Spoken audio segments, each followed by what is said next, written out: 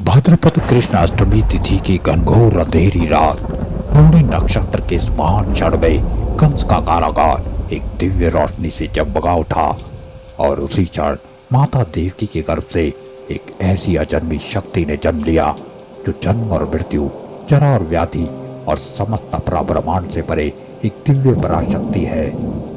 ये इसी दिव्य शक्ति की माया थी कि कारागार में उपस्थित समस्त सुरक्षाकर्मी गहरी नींद के आगोश में समा गए।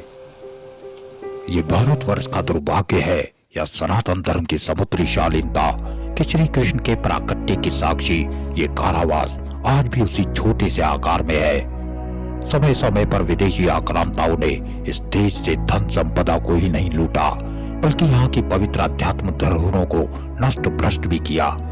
और उसी लूट और टूट का जीवंत उदाहरण है भगवान श्री कृष्ण की यह पवित्र जन्मस्थली। इतिहास बताता है कि इस पवित्र स्थल को 3 बार तोड़ा और 4 बार बनाया जा चुका है।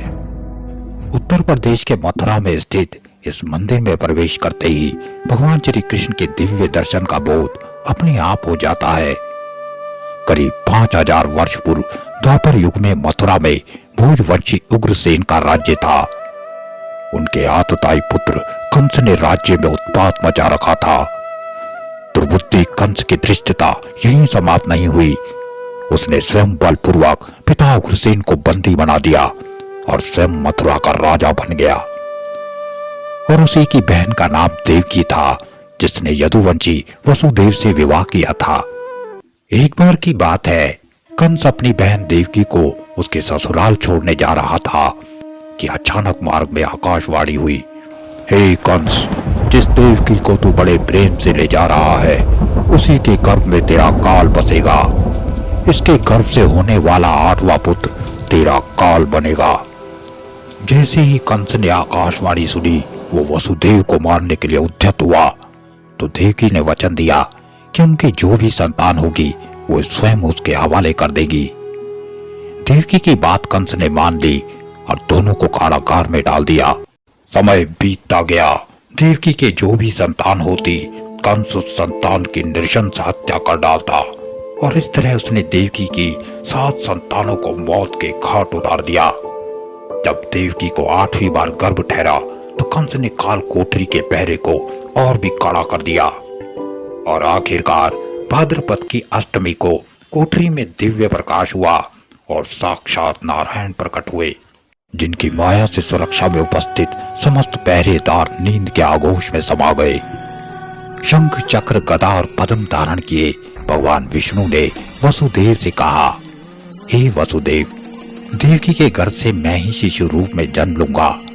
तुम मुझे यमुना पार नंद जी के यहाँ छोड़ आओ और उनके यहाँ जो कन्या हुई है उसे कंस के हवाले कर दो। संसार के स्वामी का खेल शुरू हो चुका था और वासुदेव के हाथ पैरों की जंजीरें अपने आप खुल गई और सारे पहरेदार गहरी तंद्रा में सो गए। उन्होंने आदि जगत भगवान श्री नारायण के शिशु रूप को उठाया और नंदगांव की ओर चल पड़े। कारागार के दरवाजे स्वतः ही खुल गए। उन्होंने यमुना की तरफ रुख किया। जैसे ही वो यमुना पहुंचे तो देखा कि यमुना का पानी भर भर कर बह रहा था। वासुदेव ने भगवान श्री कृष्ण को सूपे में रखकर अपने सर में रख लिया और यमुना में उतर गए। आसमान से बादल गरज भी रहे थे और बरस भी रहे थे और धरती पर यमुना अपने पूरे उफान पर थी। पानी में भगवान श्री कृष्ण को छूने की होड़ सी मची थी और ऐसे में वसुदेव यमुना में सर तक डूब गए। शेषनाग भगवान श्री कृष्ण पर छतरी की तरह आ गए और आखिरकार वासुदेव ने यमुना को पार कर लिया। वे सीधे नंद बाबा के यहाँ पहुंचे। उनके यहाँ हुई कन्या को उठाकर भगवान श्री कृष्ण को वहीं रख दिया। माया के प्रभाव से नंद बाबा और यशोदा को ये पता ही नहीं चल सका। जैसे ही इस बालिका को लेकर वासुदेव वापस कारागार पहुंचे तो उनकी जंजीरें अपने आप उनसे बंध गई और सारे पहरेदार भी जाग गए।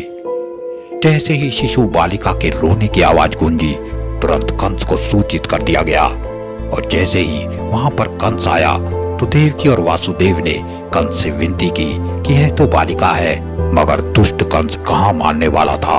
उसने कन्या को जोर से दीवार पर पटकना चाहा, मगर वो बालिका कंस के हाथ से छूट गई और आकाश में जाकर बोली, हे मूर्ख, तुझे मारने वाला जन्म ले चुका है। और इस तरह वो तेजोमय कन्या अंतर्धान हो गई। और तभी से संसार भगवान श्री कृष्ण की जन्माष्टमी को बड़े धूमधाम से मनाता है। भक्तों के हृदय में श्रद्धा के दियों को जगमग करते इस मंदिर की छटा ही निराली है। जेल की कोठरी के अलावा इस मंदिर परिसर में अन्य मंदिर भी स्थित हैं, जो अन्य देवी देवताओं को समर्पित हैं। जन्माष्टमी, वसंत पंचमी, होली और दीपावली जैसे त्योहारों पर इस मंदिर की छटाई निराली हुआ करती है। देश विदेश से आए भक्त भगवान श्री कृष्ण के दिव्य गर्भगृह के दर्शनों से कृतार्थ होते हैं। जय श्री कृष्ण।